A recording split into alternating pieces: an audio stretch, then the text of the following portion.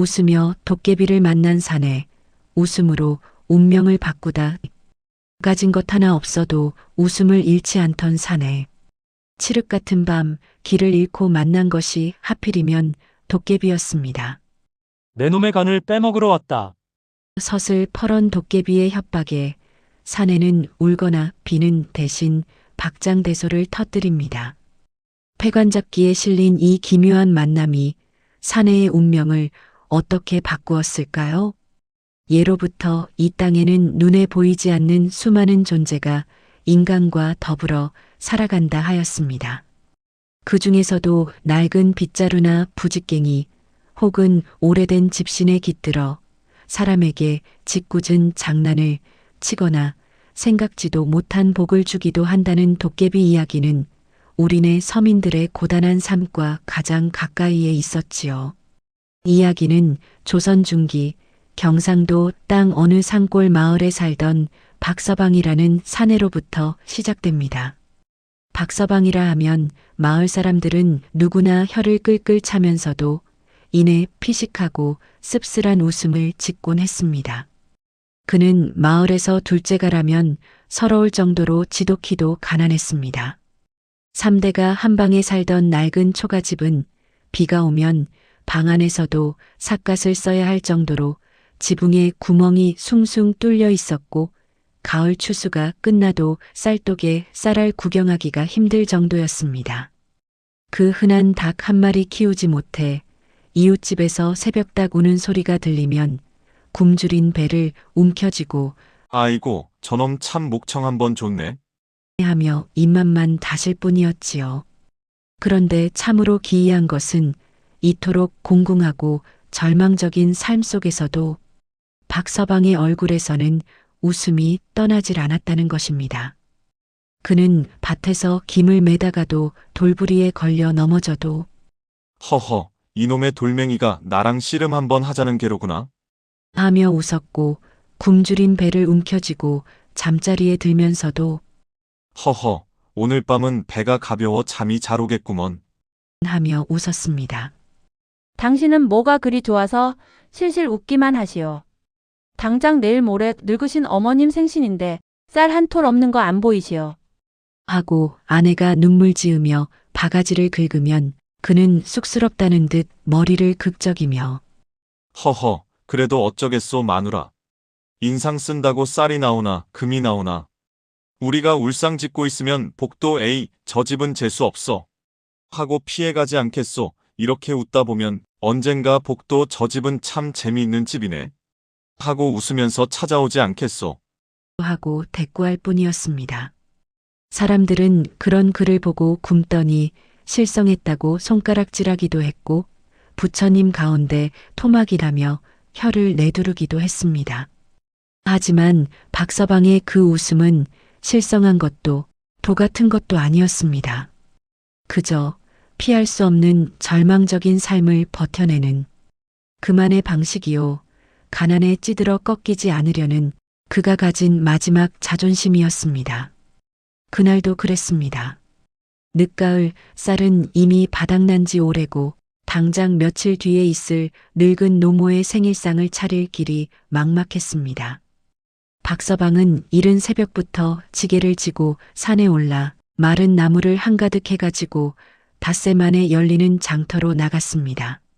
하지만 웬일인지 장터는 썰렁하기만 했고 그의 나무는 해가 저물도록 아무도 거들떠보지 않았습니다. 허허, 이놈의 나무가 오늘따라 꽤나 무겁구먼. 장터 구경 잘 시켜줬으니 이젠 내가 업고 가야지. 내일은 더 가벼운 놈으로 해와야겠네. 그는 결국 팔지 못한 나무를 그대로 지고 빈손으로 집을 향해 발걸음을 옮겨야 했습니다. 텅 빈 뱃속에서는 꼬르륵 소리가 요란하게 울렸고 집에서 기다릴 아내와 노모의 얼굴이 떠올라 가슴 한구석이 아렸습니다. 하지만 그는 이내 고개를 저으며 콧노래를 흥얼거리기 시작했습니다. 달아달아 밝은 달아 이태백이 놀던 달아. 장터에서 마을까지는 좋기 20리가 넘는 꽤나 먼 길이었습니다. 특히 길 중간에는 여우고개라 불리는 험한 고개가 하나 있었는데 이곳은 예로부터 온갖 기묘한 일들이 벌어지는 곳으로 악명이 높았습니다. 낮에도 으스스한 기운이 감돌아 웬만한 장정들도 혼자 넘기를 꺼리는 곳이었지요. 전해지는 말로는 길 가던 나그네가 호련히 사라지기도 하고 멀쩡하던 사람이 고개만 넘고 오면 넋기 나가가보가 되기도 했다고 합니다. 하물며 둥근 달이 휘영청 떠오른 이 늦은 밤에 그곳을 넘는다는 것은 그야말로 간입에 밖에 나온 짓이었습니다. 박서방이 여우곡의 초입에 다다랐을 때는 이미 사방이 칠흑 같은 어둠에 잠기고 오직 스산한 달빛만이 앙상한 나뭇가지 사이로 비집고 들어와 땅바닥에 기괴한 그림자를 그려내고 있었습니다. 허허 오늘따라 달이 참 밝구먼. 길동무해주는 이가 달린 뿐이니 이 또한 복이라 해야 하나. 박서방은 애써 태어난 척 중얼거렸지만 등줄기에서는 식은땀이 흘렀습니다. 귓가에는 멀리서 부엉이가 부엉부엉하고 우는 소리가 마치 돌아가 하고 속삭이는 듯 했습니다. 바람이 불 때마다 나뭇잎 스치는 소리가 마치 수백 명의 원혼이 흙바닥을 기어다니는 소리처럼 오싹하게 들려왔습니다. 박서방은 걸음을 재촉했습니다. 에라 모르겠다. 이 고개만 넘으면 칩이다. 어서 가서 마누라가 끓여줄 뜨끈한 숭늉이라도 마셔야겠다. 그가 한참 고개를 오르고 있을 때였습니다.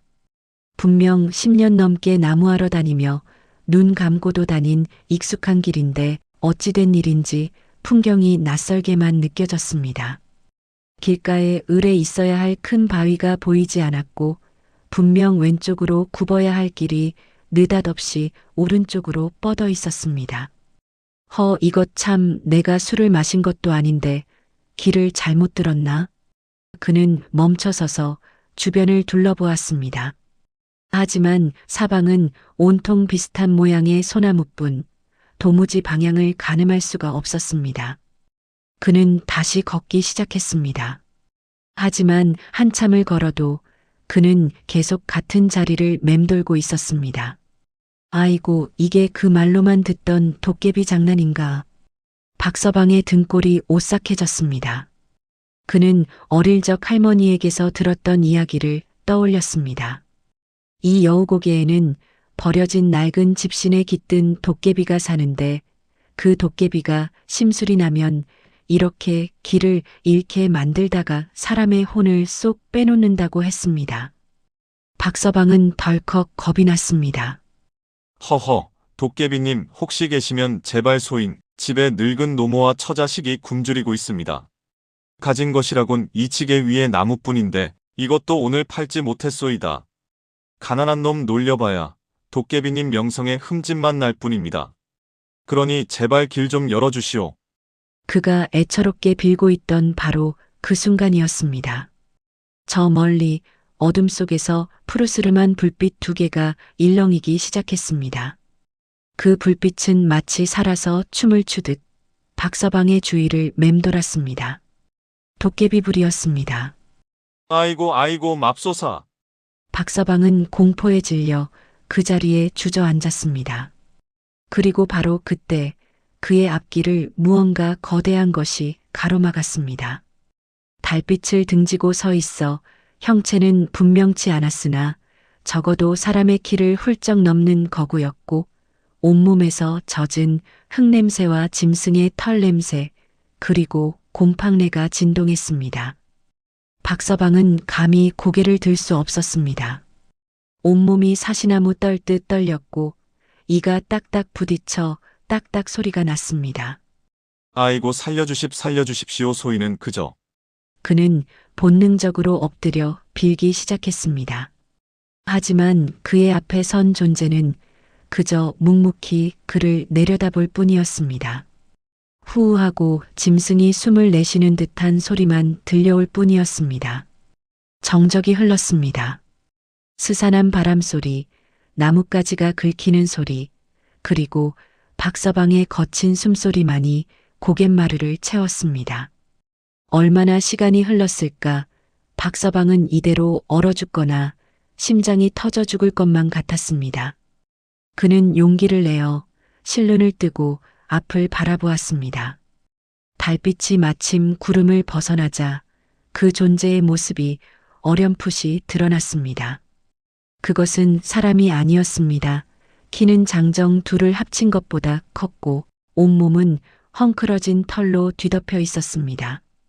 머리에는 뿔이 돋아 있었는지 갓을 쓴 듯 뾰족한 것이 솟아 있었고 두 눈은 캄캄한 밤에도 숯불처럼 이글거리고 있었습니다. 얼굴은 털에 가려 잘 보이지 않았으나 삐죽 튀어나온 송곳니가 달빛에 하얗게 번뜩였습니다. 손에는 사람의 팔뚝만한 울퉁불퉁한 옹이가 박힌 방망이 하나를 들고 있었습니다. 내 놈은 그 소문으로만 듣던 여우고개 도깨비로구나. 박서방이 외쳤습니다. 그러자 그 거대한 도깨비가 수백 년 묵은 고목이 갈라지는 듯한 쩌렁쩌렁한 목소리로 입을 열었습니다. 크크크 이제야 알아보았느냐. 그래, 내가 이 여우고개를 지키는 도깨비다. 내 놈, 감히 이 늦은 밤에 내 허락도 없이 이 고개를 넘으려 했더냐? 도깨비의 목소리는 산 전체를 울리는 듯 했습니다. 박서방은 이제 모든 것이 끝났다고 생각했습니다. 그는 필사적으로 빌었습니다. 도깨비님 소인이 정령 죽을 죄를 지었습니다. 굶주린 처자식 생각에 밤길을 재촉하다 보니 그만. 시끄럽다. 도깨비가 들고 있던 방망이로 바닥을 쿵 하고 내리치자 땅이 흔들리고 바위가 굴러떨어졌습니다. 나는 내 놈의 사정 따위는 관심 없다. 이 고개를 넘는 자, 나와 씨름을 한판 벌여야 하는 것이 이 고개의 법도이니라. 씨름. 도깨비가 가장 좋아하는 놀이이자 인간을 시험하는 그들의 방식이었습니다. 하지만 박서방은 뼈만 앙상한 바람 불면 날아갈 듯한 사내였습니다. 도깨비님, 제발 소인은 씨름을 할 줄 모릅니다. 보시다시피 힘이라곤 쌀 한 가마니 제대로 들어본 적 없는 약골입니다. 저 같은 놈과 씨름해봐야 도깨비님 손만 더러워질 뿐입니다. 흥, 씨름이 싫다면 좋다. 내 놈이 가진 것 중에 가장 귀한 것을 내놓아라. 만약 내 마음에 든다면 이 길을 열어주겠다. 도깨비가 음흉하게 웃었습니다. 박서방은 절망했습니다. 가장 귀한 것, 그에게는 그런 것이 없었습니다. 도깨비님 보시다시피 소인은 빈털터리입니다. 오늘 장에 가져간 나무도 팔지 못하고 가진 것이라곤 이 지게와 나무뿐입니다. 빈털털이라고. 도깨비는 박서방의 남루한 행색을 위아래로 훑어보았습니다. 냄새나는 집신, 구멍난 바지, 앙상한 뺨, 그리고는 이내 역정을 냈습니다. 이런 쓸모없는 놈. 재물도 없고 힘도 없고 그럼 내 놈은 대체 가진 것이 무엇이냐? 에잇, 괘씸하다. 내 시간을 낭비하게 하다니 재미없다. 재물도 없고 힘도 없으면 내 놈의 간이라도 빼먹어야겠다. 이리 오너라. 도깨비가 거대한 손을 뻗어 박서방의 멱살을 움켜쥐려 했습니다. 모든 것이 끝나는 순간이었습니다. 박서방의 눈앞으로 그의 공궁하고 서러웠던 삶이 주마등처럼 스쳐 지나갔습니다. 굶주린 배를 부여잡고 울던 아이들의 얼굴, 자신 때문에 평생 고생만 한 아내의 헬쑥한 얼굴, 그리고 내일 모레 쌀밥 한 그릇 못 받고 눈을 감을지도 모를 늙은 노모의 얼굴. 그는 눈을 질끈 감았습니다. 아, 이대로 죽는구나. 평생 남에게 해코지 한번 안 하고 그저 웃으며 살려 애썼건만 내 팔자는 결국 이 으스스한 여우고개에서 도깨비에게 간을 빼먹히고 죽을 팔자였구나. 서러움이 북받쳐 올랐습니다. 눈물이 핑 돌았습니다. 그런데 바로 그때였습니다. 서러움이 목구멍까지 차오르던 그 순간 박서방의 머릿속에 아주 기묘하고도 생뚱맞은 생각이 하나 스치고 지나갔습니다. 잠깐 내 간이라고? 도깨비가 내 간을? 내 간 맛이 어떨까? 평생 좋은 음식 한 번 못 먹고 쓴물만 삼키며 굶주린 배를 움켜쥐고 살아왔는데 내 간이 과연 맛이나 있을까? 아니, 그 전에 나같이 재수없고 박복한 놈의 간을 먹으면 저 도깨비도 재수가 없어져서 배탈이 나는 것 아닐까? 이 어처구니 없는 생각이 꼬리에 꼬리를 물자 박서방은 자신도 모르게 피식하고 실소가 터져 나왔습니다. 도깨비가 그를 움켜쥐려던 거대한 손을 멈칫했습니다. 내 놈 지금 웃었느냐? 박서방은 고개를 들었습니다.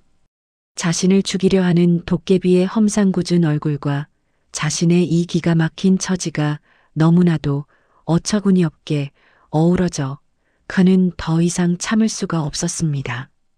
푸푸하하. 아이고 배야. 크하하하하. 박서방은 그 자리에 주저앉아 배를 잡고 구르며 웃기 시작했습니다.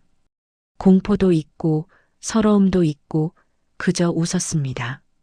눈물이 쏙 빠지도록 숨이 넘어가도록 웃었습니다.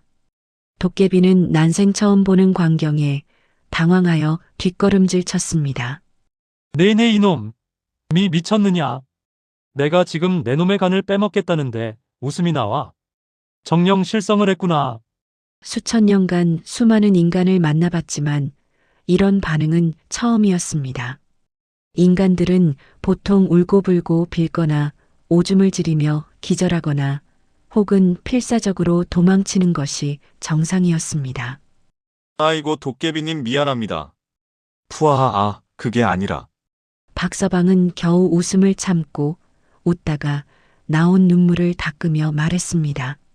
아이고 도깨비님 저야말로 여쭙고 싶습니다. 제 간이 그렇게 탐이 나십니까? 장담하건대 제 간은 이 세상에서 제일 맛없는 간일 텐데요. 뭐라고? 사실대로 말씀드리면 소인은 이 마을에서 제일 가는 빈털털이요. 제일 가는 박복한 놈입니다. 평생 술 한 잔, 고기 한 점 배불리 먹어본 적이 없소이다. 맨날 굶거나 굶지 못하면 쓴 뿌리나 캐어 먹고 살았죠. 그런 놈의 간이 쓰디쓴 쓸개물만 가득한 제 간이 과연 도깨비님의 귀한 입맛에 맞으시겠습니까? 푸아, 아마 제 간을 드시면 도깨비님 분명히 배탈 나실 겁니다. 아이고 배야. 박서방은 다시 한번 웃음보가 터졌습니다.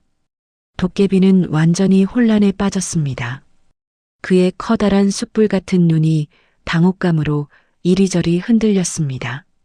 인간의 공포와 절망을 먹고 사는 것이 도깨비의 낙이거늘 이 사내는 그 어떤 공포도 절망도 내어놓지 않았습니다. 오히려 그 모든 것을 웃음이라는 기묘한 것으로 되돌려주고 있었습니다. 네 이놈 어찌 죽음 앞에서 이리도 태어날 수 있느냐? 정녕 두렵지 않단 말이냐? 도깨비의 목소리는 아까의 위험은 간데없고 당황한 기색이 역력했습니다. 박서방은 흙바닥에 주저앉은 채 자신을 내려다보는 도깨비를 올려다보며 너털웃음을 멈추지 않고 말했습니다. 두렵지요. 어찌 안 두렵겠습니까? 지금도 다리가 후들거려 일어설 수도 없고 당장이라도 오금이 저려 오줌을 쌀 것만 같습니다. 허허하지만 도깨비님, 곰곰이 생각해보니 지금 제 꼴이 너무 우스워서 웃지 않을 수가 없었습니다. 내 꼴이 우습다고? 도깨비는 처음으로 인간의 말에 진지하게 귀를 기울였습니다. 그렇습니다. 보십시오. 소인은 오늘 며칠 뒤 늙으신 노모 생일상에 올릴 미역 한 가닥이라도 사보려고 이른 새벽부터 나무를 해다 장에 갔습니다. 허나 단 한 줌의 나무도 팔지 못하고 이 무거운 지게를 지고 빈손으로 이 험한 고개를 넘고 있었습니다. 뱃속에서는 꼬르륵 소리가 난 지 오래고 집에 가면 굶주린 처자식이 제 얼굴만 쳐다볼 텐데 눈앞이 캄캄했죠. 박서방은 한숨 대신 또 한 번 허허하고 멋쩍은 웃음을 터뜨렸습니다. 그런데 그런 와중에 길까지 잃어버리고 이 고개의 주인이라는 도깨비님까지 만났지 뭡니까? 그것도 모자라 씨름을 하자시질 않나 가진 게 없다 하니 세상에서 제일 맛도 없는 내 간을 빼먹겠다 하시질 않나. 아이고, 이거야말로 엎친 데 덮치고 자빠진 놈 주저앉히는 격이 아닙니까? 크하, 제 팔자가 이토록 기구하고 재수가 없으니 이 어찌 웃지 않을 수 있겠습니까? 박서방은 서러움인지 즐거움인지 모를 뜨거운 눈물을 훔쳤습니다. 도깨비는 방망이를 든 채 그 기묘한 사내를 멍하니 바라보았습니다. 그는 본래 짓궂기는 해도 사악한 존재는 아니었습니다. 그저 밤길 가는 인간들을 놀라게 하고 그들이 비명을 지르며 도망가는 모습을 보며 즐거워하는 심심한 장난꾸러기일 뿐이었습니다. 그런데 이 사내는 자신의 그 어떤 협박보다도 더 강력한 웃음으로 자신을 무장해제시키고 있었습니다. 도깨비는 슬슬 이 사내가 무섭기는커녕 신기하고 재미있다는 생각이 들기 시작했습니다. 참으로 별난 놈이로구나. 굶주리고 빈털터리고 곧 죽을지도 모르는데 웃다니. 내 이놈, 내 놈은 복이라는 것이 무엇이라 생각하느냐? 도깨비가 뜬금없이 철학적인 질문을 던졌습니다. 박서방은 머리를 긁적였습니다. 복이라 글쎄요, 소인 같은 놈이 어찌 복을 알겠습니까? 남들은 자식 잘 되고 돈 많이 버는 게 복이라 하더이다만. 박서방은 잠시 생각하더니 이내 다시 허허 웃었습니다. 소인이 생각하는 복은 별거 아닙니다. 오늘 이렇게 팔지도 못할 나무지고 집에 가다가 길을 잃었는데 덕분에 이렇게 달 구경 실컷 했죠. 또 평생 만나볼 일 없는 도깨비님 만나서 제 신세 한탄이라도 실컷 하고 이렇게 배를 잡고 웃어본 것이. 이것도 복이라면 복이 아니겠습니까? 허허. 그 대답은 도깨비가 수천 년간 그 어떤 인간에게서도 들어보지 못한 가장 기이하고도 순박한 대답이었습니다. 도깨비는 그만 자신도 모르게 크크하고 웃음을 터뜨리기 시작했습니다. 그 웃음소리는 마치 녹슨 쇠문이 열리는 듯 삐걱거리고 기괴했습니다. 크크크크 내 이놈 내 놈의 그 웃음이 수천 년 묵은 나를 웃게 만들었구나. 한바탕 기괴한 웃음을 터뜨린 도깨비는 기분이 퍽이나 좋아진 듯 했습니다. 그의 숯불 같던 눈도 아까의 살기 대신 장난기 어린 빛으로 반짝였습니다. 좋다.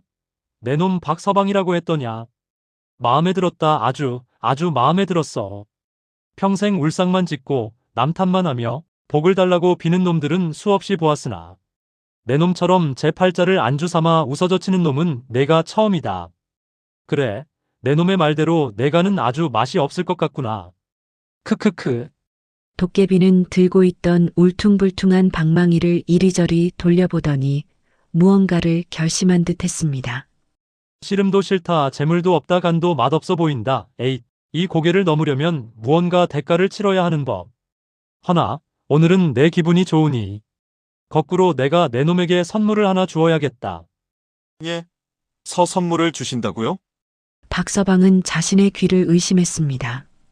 도깨비에게 홀린 것도 모자라 이제 헛것이 들리나 싶었습니다. 그래, 내 놈의 그 값비싼 웃음에 대한 보답이다. 내 놈은 나를 웃게 만들었으니 나도 내 놈을 한번 웃게 만들어 주어야지. 자, 받아라. 도깨비는 자신이 들고 있던 그 낡고 울퉁불퉁한 방망이를 박서방의 발치에 툭 하고 던졌습니다. 박서방은 멀뚱히 그 방망이를 바라보았습니다. 그것은 방망이라기보다는 그저 산에서 흔히 볼 수 있는 옹이가 잔뜩 박히고 벌레가 파먹은 볼품없는 나뭇가지 토막처럼 보였습니다. 저 도깨비님 이것은? 그건 말이냐? 크크 그냥 낡은 방망이다. 도깨비는 의미심장한 웃음을 지었습니다. 쓸모가 있을지 없을지는 내 놈의 복에 달렸지. 어떤 놈은 이걸로 쌀을 내기도 하고 어떤 놈은 이걸로 금을 내기도 한다더구나. 뭐, 내 놈은 이걸로 기껏해야 밭에 말뚝이나 박을지도 모르지. 크하. 도깨비는 박서방에게서 눈을 뗐습니다. 어서 죽거라. 그리고 다시는 이 밤에 내 고개를 넘지 마라. 나는 내 놈처럼 웃기는 놈보다는 울고불고 비는 놈이 더 재미있단 말이다. 다음번에 만나면 내 간이 아무리 맛없어 보여도 정말로 맛을 볼지도 모르니. 허이, 어서 가거라. 도깨비는 그렇게 말하며 바람처럼 연기처럼 순식간에 어둠 속으로 사라졌습니다. 그가 사라지자 박서방을 맴돌던 도깨비불도 그를 가로막았던 보이지 않던 벽도 모두 사라졌습니다. 박서방의 눈앞에는 그가 늘 다니던 달빛 환한 익숙한 고갯길이 다시 나타났습니다. 박서방은 한동안 멍하니 서 있었습니다. 모든 것이 하룻밤의 꿈처럼 느껴졌습니다. 땀으로 젖은 옷이 차가운 밤바람에 식어갔습니다. 하지만 그의 발치에는 도깨비가 던져준 것이 분명한 그 낡고 옹이 박힌 방망이가 덩그러니 놓여 있었습니다. 허허, 이것 참 기묘한 밤이로구나. 도깨비에게 간을 빼앗길 뻔했다가 웬 몽둥이 하나를 얻었으니 이걸 웃어야 하나 울어야 하나. 그는 팔지 못한 나무지게 위에 그 낡은 방망이를 덤으로 얹었습니다. 에라, 모르겠다. 집에 땔감이 하나 더 늘었으니 이것도 복이라면 복이겠지. 그리고는 다시 콧노래를 흥얼거리며 왠지 아까보다 훨씬 가벼워진 걸음으로 집을 향해 걸어갔습니다. 박서방이 집에 도착했을 때는 닭이 첫울음을 울기 직전이었습니다. 아내는 밤새 한숨도 못 자고 눈이 퉁퉁 부어 대문 앞에서 그를 기다리고 있었습니다. 아이고 영감. 이제야 오는 거요. 밤새 무슨 일이 있었나 싶어 호랑이라도 만난 줄 알고.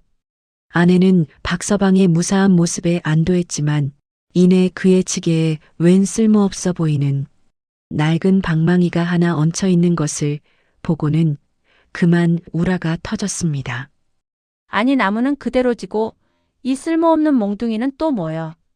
정말 당신은 평생 그렇게 웃고만 다닐 거요. 늙으신 어머님은. 박서방은 아내를 달래며 헛기침을 했습니다. 허허, 마누라 진정하시오. 오늘 밤 내가 아주 기묘한 일을 겪었소. 아마 우리 팔자가 이제야 좀 피려나 보오.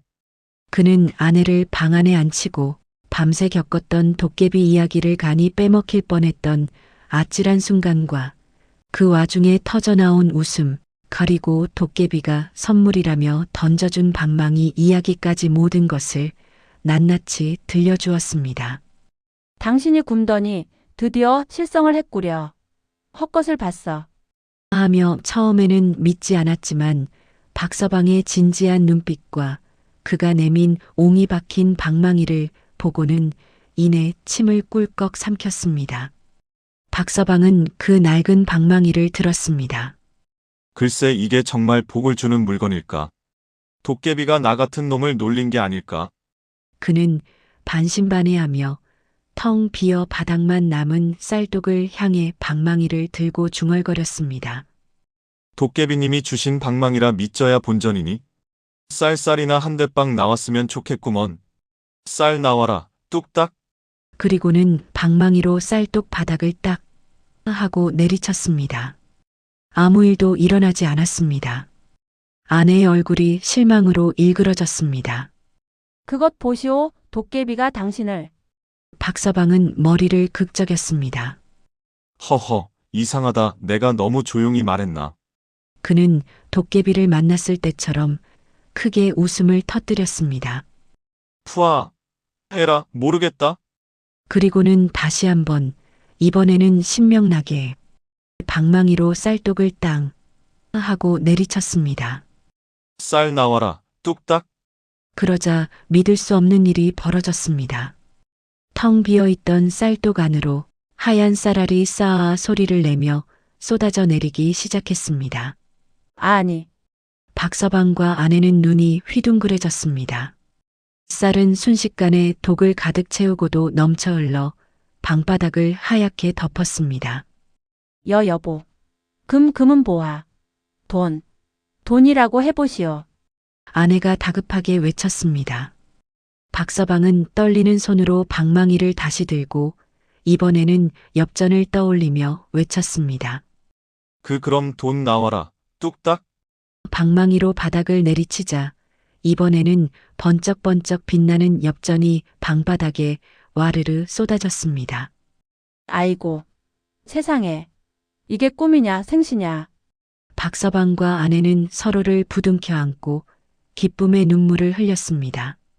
그날 이후 박서방의 삶은 완전히 달라졌습니다. 그는 도깨비 방망이로 가장 먼저 늙은 노모를 위해 비바람 새지 않는 따뜻한 새 집을 내었습니다. 그리고 굶주린 아이들을 위해 기름진 쌀밥과 고깃국을 내었습니다. 아내에게는 고운 비단옷을 지어주었지요. 하지만 박서방은 결코 탐욕을 부리지 않았습니다. 그는 딱 남들만큼만 춥지 않고 굶지 않고 살 수 있을 정도의 재물만을 구했습니다. 이왕이면 저 김대감댁 같은 큰 기와집을. 라고 아내가 말할 때면 허허, 마누라 도깨비님이 나에게 이걸 준 것은 내 웃음값이요 탐욕값이 아니오. 만약 우리가 탐욕을 부리면 그땐 도깨비님이 정말로 내 간을 가지러 올지도 모르오. 크크. 하며 박서방은 웃어넘겼습니다. 그는 남은 재물로 자신보다 더 가난한 이웃들에게 쌀을 나누어 주고 장마철마다 끊어지던 마을 다리를 새로 놓고 가뭄을 대비해 우물을 파주었습니다. 그는 여전히 예전처럼 허허하고 웃었고 마을 사람들은 그를 웃음부자, 박부자라고 부르며 존경했습니다. 박서방은 깨달았습니다. 도깨비가 그에게 준 것은 재물이 아니라 그의 웃음이 옳았다는 것을 증명해준 기회였다는 것을 말입니다. 오늘의 이야기는 어떠셨나요? 패관잡기에 실린 절망의 순간에 터뜨린 웃음으로 운명을 바꾼 박서방의 이야기였습니다. 도깨비는 어쩌면 우리의 약한 마음을 시험하는 시련이었을지도 모릅니다. 박서방은 그 시련 앞에서 울거나 절망하는 대신 자신의 처지를 유쾌하게 받아들이는 웃음을 택했습니다. 그 웃음이 무서운 도깨비마저 감복시키고 뜻밖의 복을 가져다 준 것이지요. 어르신들의 삶에도 박서방처럼 뜻밖의 시련이 닥쳐올 때가 있었을 것입니다. 그때마다 쓴 웃음이라도 한번 허허 웃어넘기셨던 그 지혜가 어쩌면 우리를 지켜준 도깨비 방망이는 아니었을까요? 오늘 이야기가 마음에 드셨다면 구독과 좋아요로 응원 부탁드립니다. 여러분의 따뜻한 관심이 저희가 다음 이야기를 만드는 가장 큰 힘이 됩니다. 그럼 다음에도 더 재미있고 교훈적인 예시 이야기로 찾아뵙겠습니다. 편안한 밤 되십시오.